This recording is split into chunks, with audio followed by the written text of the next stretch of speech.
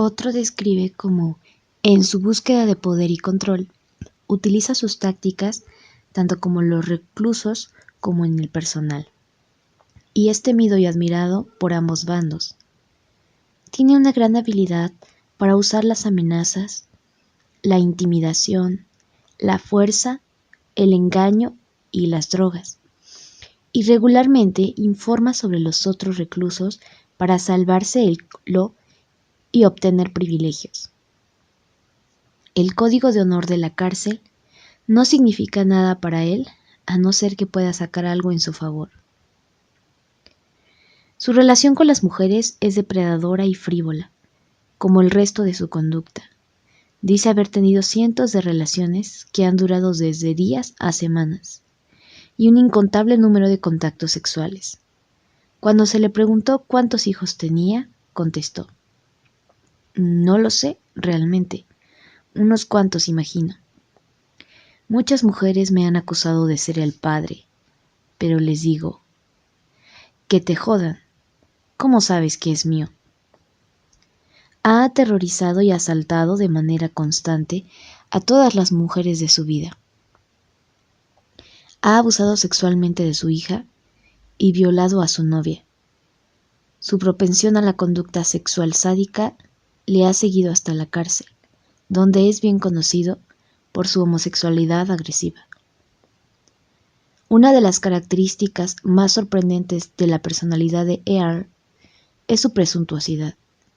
En su expediente psicológico encontramos muchas notas que hacen referencia a su manera pomposa y rimbombante de expresarse. Como escribió uno de mis evaluadores: "Si no estuviese tan asustado, me reiría delante de él de su descarada autoadoración". Como decía Earl: "Siempre me han dicho los demás que soy un tío grande, que no hay nada que no pueda hacer. A veces creo que me toman el pelo, pero un hombre tiene que creer en sí mismo, ¿no? Cuando me miro a mí mismo, me gusta lo que veo". En la época en que estudiábamos a Earl hace ya varios años, tuvo una entrevista con el Comité de Concesión de la Libertad Condicional y dijo: "He madurado mucho y no veo ningún futuro en esta vida que llevo. De cárcel en cárcel. Tengo mucho que ofrecer a la sociedad y he trabajado duro para analizar mis puntos fuertes y débiles. Mi objetivo es ser un buen ciudadano, vivir modestamente y tener una relación de amor con una buena mujer.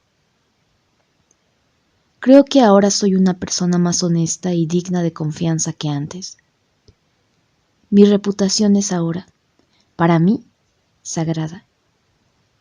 Uno de mis entrevistadores comentó al respecto: "Es irónico que Earl diga eso, porque su reputación es precisamente la de mentir sin parar y la de utilizar docenas de identidades falsas". Sorprendentemente, el psicólogo y el psiquiatra de la cárcel pensaron que Earl había mostrado bastante mejoría durante su estancia allí, y basándose en la relación que tuvieron con él, consideraron que se corría un riesgo razonable dándole la libertad condicional. Pero, como dijo uno de mis colaboradores, si la mitad de lo que me ha dicho es cierto, nunca debería dejarlo salir. Earl se daba cuenta de que nuestra evaluación era estrictamente confidencial, que formaba parte de un proyecto de investigación y que no íbamos a comunicar nuestros resultados a las autoridades institucionales, a no ser que en ese momento supusiese una amenaza concreta para los demás o para él mismo. Nosotros tuvimos acceso, pues su auténtica personalidad, diferente de la que mostró al Comité de la Concesión de la Libertad Condicional, de todas formas, esta le fue denegada. Y empezó a acusar a mi evaluador de divulgar las confidencias que le había hecho. Mi colaborador, temiendo represalias por parte de los amigos de Earl en el exterior, se fue de viaje a Europa y ahora trabaja en Inglaterra. Earl fue recientemente puesto en libertad y mi colaborador no tiene, por ahora, la menor intención de volver a Canadá. Capítulo 7. Psicópatas de cuello blanco. Los defectos del ladrón común son exactamente las cualidades del financiero. George Bernard Shaw. La comandanta Bárbara. Prefacio. En julio de 1987, en respuesta a un artículo publicado en The New York Times que resumía mi trabajo sobre la psicopatía, recibí una carta del ayudante del fiscal del distrito, Brian Rosner, de Nueva York. Me explicaba que recientemente había participado en la visita de un hombre acusado por un fraude multimillonario a un banco internacional. Su descripción del artículo me hizo pensar que ese hombre era un psicópata. En el departamento de fraudes, nuestra especialidad es, parafraseándole, el abogado, el médico o el hombre de negocios sinvergüenza. Creo que su trabajo nos ayudará a hacer entender a los tribunales por qué hombres con educación, embutidos en carismáticos trajes, cometen esos delitos y qué se debe hacer con ellos. Le he adjuntado, para su interés, material sobre el caso. Si alguna vez necesita hechos que confirmen esa teoría, aquí los encontrará. Esta carta iba acompañada de un paquete con documentos sobre John Grambling Jr., de 36 años, quien con la ayuda de un socio defraudó no a uno ni a dos, sino a muchos bancos, a los que impelió a que se les prestase millones de dólares, sin tener ninguna clase de garantía. Un titular del Wall Street Journal describía la carrera de Grambling en los siguientes términos. Hace falta ingenuidad para prestar millones sin garantía, pero John Grambling sabe cómo seducir a los bancos y cómo falsificar activos. El artículo empezaba así. Hace un par de años, dos hombres de negocios intentaron robar 36.5 millones de dólares en 4 bancos, una caja de ahorros y una agencia de préstamos. Sin apuntar ningún arma a nadie, se llevaron 23.5 millones. No está mal para unas cuantas jornadas de trabajo. Pero finalmente los atraparon. Los timos se basan casi por completo en las apariencias. Entre los dos, Grambling y su socio podían convencer a toda una serie jerárquica de empleados bancarios de que eran hombres de fiar. De hecho, se las ingeniaron para conseguir unos préstamos astronómicos pagando un crédito con otro crédito, y así sucesivamente. Para intentar explicar cómo es posible que los bancos caigan en tales estafas, el redactor del Journal entrevistó a los banqueros implicados en el incidente, y estos expresaron las siguientes ideas. Los bancos son muy competitivos a la hora de luchar por conseguir buenos préstamos. Las muchas habilidades sociales de Grambling le daban credibilidad. Una persona resuelta a cometer un fraude lo más probable es que lo consiga. Grambling debería ser obligado a llevar una campana atada al cuello para advertir de su malvada presencia a los demás. Como atestiguaban las transcripciones y los demás legados del caso que me facilitó el ayudante del fiscal, Grambling se gana la vida gracias a su encanto, al engaño y a la manipulación. Así consigue la confianza de sus víctimas. Aunque él pueda encontrar explicaciones a lo que hizo, es evidente, gracias a los documentos y a un libro sobre el caso recientemente publicado por Brian Rosner, que la conducta de John Grambling es una fantástica fábula sobre la moralidad. Como un par de depredadores con buenas formas y una conciencia débil, consiguen desplumar a cualquier persona e institución. Es lo que se suele llamar un delito de cuello blanco. Tienen sonrisas encantadoras y un tono de voz que inspira confianza, pero nunca, y eso está garantizado, llevan campanillas de advertencia en sus cuellos. Los psicópatas que tienen ansias emprendedoras, como el caso de Gremlin y otros parecidos, son un modelo de cómo usar la educación y las relaciones sociales para separar de su dinero a las personas e instituciones sin usar la violencia. A diferencia de los delincuentes de cuello blanco o ordinarios, los psicópatas engañan y manipulan no solo a aquellos que les pueden proporcionar grandes sumas de dinero, sino también a sus amigos, familia y sistema judicial. Muchas veces consiguen eludir la cárcel e incluso cuando los encarcelan suelen recibir una sentencia suave y una reducción de la pena, solo para continuar donde lo dejaron antes. Aún así, sus delitos tienen un efecto devastador en la sociedad.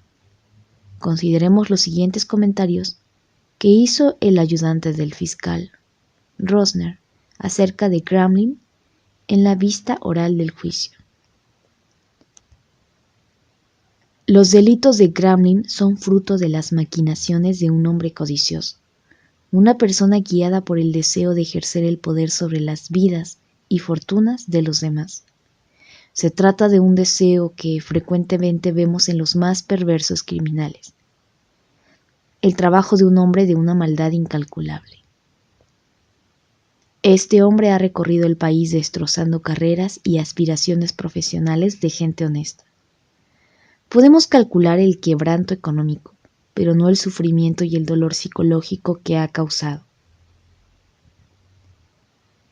Aunque sus formas son cultivadas, sus instintos son tan salvajes como la peor violencia callejera. Además de estafar algunas instituciones financieras, Gremlin usó su papel y los sobres oficiales de una prestigiosa auditoría para falsificar informes financieros y así conseguir cuantiosos préstamos. Al mismo tiempo, timó al socio más antiguo de la firma, un consultor vastamente filántropo, y a uno de sus colaboradores para establecer una organización caritativa fraudulenta. Para estos dos hombres, en palabras de Rosner, Gremlin es sencillamente el mejor timador que ha conocido. La gente encantadora explota su encanto todo lo que puede y se comporta tan escandalosamente como el mundo les permite. Logan Perlman Smith. Sus delitos no se limitaban a anónimas instituciones financieras. Por ejemplo, falsificó la declaración de la renta de su cuñada y le engañó para que firmase una hipoteca de $4.5 millones. Él se quedó con el dinero y a ella la dejó en deuda. Cuando le arrestaron, ella declaró que nadie se puede imaginar el alivio que sentí cuando supe que estaba entre rejas.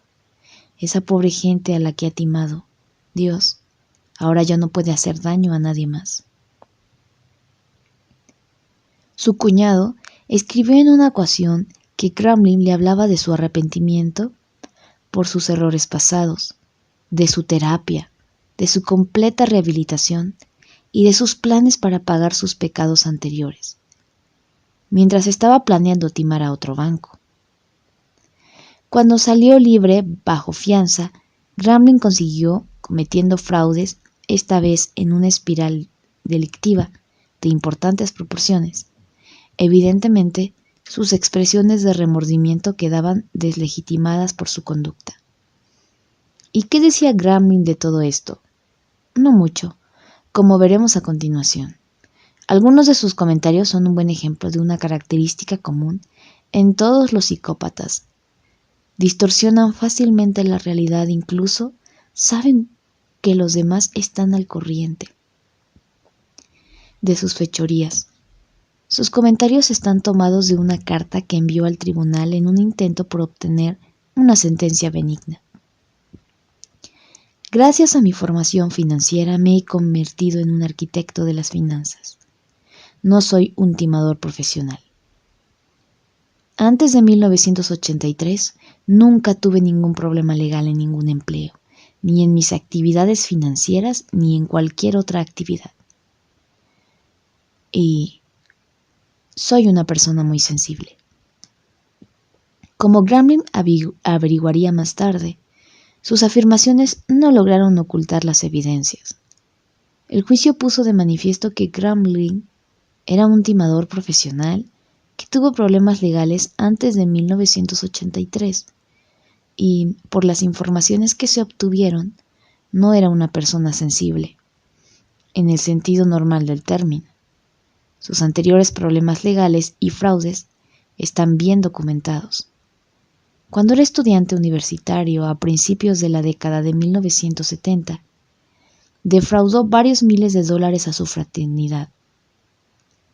Para evitar el escándalo, la fraternidad aceptó un cheque del padre de Grambling y no presentó cargos. En su primer trabajo, en un importante banco de inversiones, su jefe le consideraba un profesional incompetente y le animó a abandonar el cargo. Después trabajó en una empresa de finanzas, se aprovechó de información privilegiada y engañó a su compañía. Se le permitió dimitir y fue a partir de ahí cuando se estableció por su cuenta como falsificador y ladrón. En cuanto a su sensibilidad, Rosner dijo que la esposa de Grambling temía por sus hijos. Grambling fue siempre un mal padre, frío y ausente. Ha mentido a sus hijos sobre sus delitos, tal y como lo ha hecho con todo el mundo. También la ha engañado a ella, y sobre demasiadas cosas para citarlas aquí. Más aún, ella nunca conoció a su marido. Es como si me hubiese ido a dormir con un Boy Scout y me despertase con Jack el Destripador. La timaron como al resto. Incluso llegó a decir que su experiencia con él era peor que si lo hubiese violado. La cosa habría acabado antes. Un amigo, pensando que le ayudaría con sus palabras, le dijo que no entendía cómo la condena había sido tan alta por solo un delito de cuello blanco. Le entraron ganas de cortarle el cuello. Ese crimen de cuello blanco es una pesadilla con la que tiene que vivir todos los días. Rosner y sus colegas concluían, a partir de un extenso estudio de la familia de Grambling, que nunca habían visto un análisis más completo de la mente del delincuente de cuello blanco, su impulso imparable de acumular riqueza, el uso de la gente para obtener sus fines, el abandono de toda emoción humana que no fuese el amor narcisista. La habilidad de Grambling para racionalizar su conducta es típica de los psicópatas. Además de desear gustar a todo el mundo, su visión eufemística de sí mismo como arquitecto financiero y su miedo a desprestigiarse, consideraba sus delitos respuestas lógicas a la frustración y a la presión, más como errores de la víctima que suyos propios. En la mente de Grambling, cualquiera suficientemente estúpido para confiar en él o creerle se merece las consecuencias, dijo Rosner al respecto. Expertos en ganarse la confianza de los demás. Grambling era capaz de usar su encanto, sus habilidades sociales y sus relaciones familiares para ganarse la confianza de los demás. Le ayudaba la idea generalizada de que cierta clase de personas son de fiar debido a sus credenciales sociales o profesionales. Por ejemplo, generalmente, los abogados, médicos, profesores, políticos, orientadores y demás no tienen que esforzarse mucho para ganarse nuestra confianza. La tienen en virtud de su posición. Frecuentemente confiamos nuestros bienes y bienestar a médicos, abogados o asesores de inversiones. Sin embargo, si quien nos habla es un vendedor de coches, nuestras suspicacias se activan inmediatamente. En la mayoría de los casos, estos profesionales no traicionan la confianza que depositamos en ellos, pero esa misma confianza nos convierte en presa fácil para cualquier tiburón que se nos ponga al paso. Los más peligrosos de todos estos timadores seres son los psicópatas. Después de hacerse con nuestra confianza, la traicionan con una insensibilidad asombrosa. Uno de nuestros sujetos, le llamaré Brad, un abogado de 40 años que puntuó alto en el Psychopathy Checklist, nos proporciona un buen ejemplo de cómo un psicópata usa su situación profesional privilegiada para satisfacer sus necesidades personales. Brad procede de una familia profesional, respetada, tiene una hermana menor abogada y ahora cumple una condena de 4 años por un fraude de varios millones de dólares. Brad robó el dinero de los fondos de inversión de varios clientes y falsificó cheques de las cuentas de sus padres y su hermana. Más tarde declaró que solo había tomado prestado el dinero ante una desastrosa racha de mala suerte en el mercado bursátil, pero que tenía la intención de devolver hasta el último centavo y con intereses. De hecho, la reputación de vividor de Brad era bien conocida. Había estado casado 3 veces, conducía un Porsche, vivía en un piso carísimo, tomaba cocaína y había acumulado ingentes deudas con corredores de apuestas locales. Era muy bueno en ocultar su rastro, pero un buen día las cosas se le fueron de las manos. De todas formas, los problemas de Brad no eran nada nuevo. De adolescente, sus padres le sacaron de muchos apuros, la mayor parte de las veces por pequeños delitos como vandalismo y peleas, pero también en una ocasión por asaltar sexualmente a una prima suya de 12 años, y en otra por empeñar unas alhajas de su madre que habían pertenecido a su familia durante generaciones. Según decía él, en la escuela todo le había ido bien. Era lo suficientemente inteligente para aprobar sin tener que estudiar mucho. En algunas clases éramos muchos alumnos y a veces conseguía que alguna otra persona hiciese el examen por mí. En la Facultad de Derecho le sorprendieron con drogas, pero se las arregló para evitar las consecuencias de ello, asegurando que pertenecían a otra persona. Después de cumplir una condena de 8 meses por su último delito, Brad obtuvo la libertad condicional. Sin embargo, 2 meses más tarde, fue detenido al intentar cruzar la frontera en el coche de su madre, que tomó sin permiso, y le anularon la libertad condicional. En nuestras entrevistas, Brad aparecía como una persona muy agradable y convincente. En cuanto a sus víctimas, decía que nunca nadie salió herido o dañado. El colegio de abogados tiene un fondo para cubrir esas cosas. Yo he pagado de sobras el precio por lo que hice estando aquí encerrado. Sin embargo, sus socios y su familia sufrieron grandes pérdidas a causa de sus acciones. Dada su personalidad, no nos sorprende que los psicópatas sean grandes impostores. No dudan en falsificar y usar sus impresionantes credenciales para adoptar, camaleónicamente, papeles que les dan prestigio y poder. Cuando las cosas se ponen feas, como normalmente sucede, simplemente hacen las maletas y se trasladan a otra ciudad. En la mayoría de los casos, eligen profesiones en las que es fácil falsificar el currículum. No hay dificultad en aprender rápido la jerga profesional y no se suelen pedir credenciales. Si la profesión puede reportar grandes beneficios a aquel que posea la confianza de los demás, mucho mejor. Por eso, algunos psicópatas suelen hacerse pasar por asesores financieros, sacerdotes orientadores y psicólogos, aunque algunos de los papeles que adoptan son mucho más difíciles que esos.